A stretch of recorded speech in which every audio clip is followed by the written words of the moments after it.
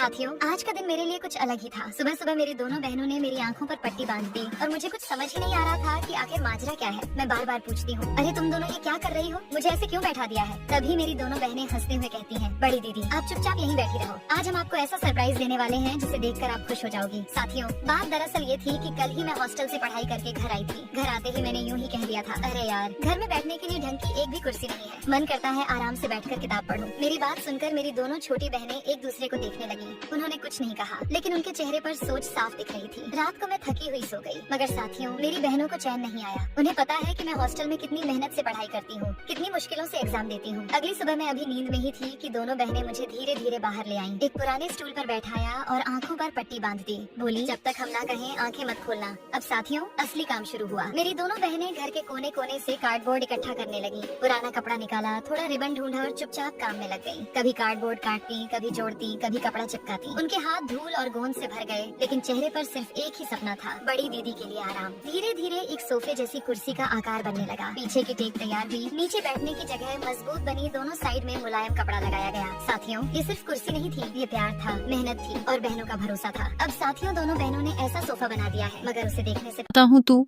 मुझे लाइक करके सब्सक्राइब कर दे। मैं तेरी सारी तकलीफों को दूर कर दूंगी। मुझे इग्नोर मत करना, नहीं तो तू बर्बाद हो जाएगा। लास्ट में हम दोनों बहनों ने मिलकर कितना सुंदर सोफा बना दिया।